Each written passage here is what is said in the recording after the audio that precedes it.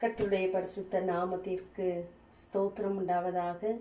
ஏசாயா 63 அதிகாரம் 9 தமது அன்பின் நிமித்தமும் தமது பரிதாபத்தின் நிமித்தமும் அவர்களை மீட்டு பூர்வ நாட்களிலெல்லாம் அவர்களை தூக்கி சுமந்து வந்தார் என்று வாசிக்கிறோம். நம்முடைய வாழ்க்கையிலே நம்மை தாங்குவதற்கோ சுமப்பதற்கோ அன்பு காட்டுவதற்கோ யாரும் இல்லை என்று நீங்கள் நினைத்து கொண்டு இருக்கலாம். ஆனால் தேவன் நம்மேல் வைத்த இரக்கத்தை, அன்பை அவர் எப்படி நினைவு கூறுகிறார் என்பதை நாம் தெரிந்து கொள்ள வேண்டும். அவர் நம்மேல் வைத்த அன்பு மிகப்பெரியது. ஆகவேதான் அவர் நம்மை பாவத்திலிருந்து, சாபத்திலிருந்து, அறியாமையிலிருந்து நம்மை மீட்டு நாம் கடந்து வந்த எல்லா பாதைகளிலும் நம்மை தாங்கி ஏந்தி சுமந்து கொண்டு வந்தார் என்று சொல்லி நாம் பார்க்கிறோம். நாம் சிந்தித்து பார்ப்போமானால் நாம் கடந்து வந்த பாதைகள் எத்தனையோ கரடு முரடுகள், மேடு பள்ளங்கள். ஆனால் எல்லாவற்றையும் தாண்டி வருவதற்கு தேவன் இம்மட்டும் உதவி செய்தாரே. 7 நாம் பார்க்கிறோம், கர்த்தர் செய்த எல்லா நன்மைகளுக்காகவும் இரக்கங்களுக்காகவும் திரளான தயவுகளுக்காகவும் நாம் எண்ணி அவருக்கு துதிகளை செலுத்த வேண்டும் என்று சொல்லி பார்க்கிறோம். நாம் அப்படி செலுத்திருக்கிறோமா என்று நாம் இந்த காலை வேளையிலே சிந்தித்து பார்ப்போம். கர்த்தர் செய்த நன்மைகளை மாத்திரம் எண்ணி நினைத்து துதித்தாலே இந்த நாள் பிரச்சனைகள், பாடுகள் எல்லாம் முடிவுக்கு வந்துவிடும்.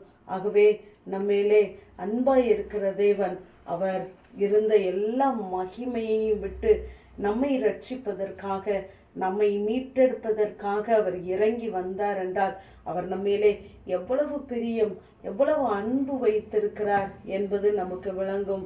இங்கு உபாகமம் 1 அதிகாரத்திலே ஒரு மனிதன் தன் பிள்ளையை சுமந்து கொண்டு போவது போல நாம் வருகிற வழியிலெல்லாம் அவர் நம்மை தூக்கி சுமந்து கொண்டு வந்தார் என்று சொல்லி பார்க்கிறோம்.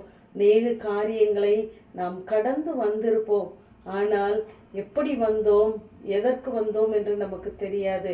அப்படிப்பட்ட சூழ்நிலைகளிலே தேவன் ஒருவரே நம்மை தூக்கி சுமந்து வந்திருக்கிறார்.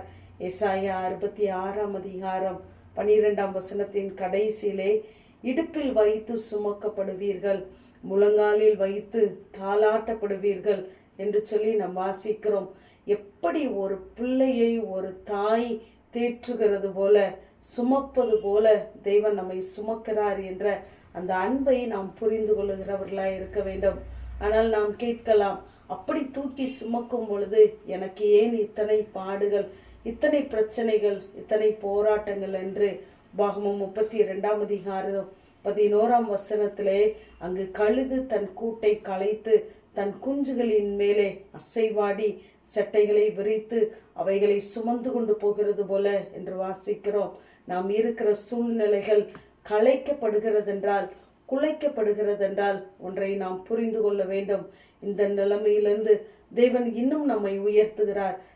நாம் ஆவியிலே பலப்பட, ஆத்மாவிலே பலப்பட, விசுவாசத்திலே பலப்படுத்துவதற்காகவே தேவன் நம் இருக்கிற சூழ்நிலைகளை கலைக்கிறார். ஆனால் கலைத்தாலும் நம்மையிலே அசைவாடுகிற தேவன் அவர் சட்டையிலே நம்மை விரித்து நம்மை சுமந்து கொண்டு போகிறார். உன்னதமானவருடைய மறைவிலே நாம் இருக்கிறோம். அவருடைய சட்டையின் நிலையிலே நம்மை வைத்து பாதுகாக்கப்படுகிறோம் என்பதை நாம் மறந்து போக வேண்டாம். ஆகவே நம்முடைய பலவீனங்களை எல்லாம் ஏற்றுக்கொண்டு நம்முடைய நோய்களை எல்லாம் அவர் சுமந்திருக்கிறார்.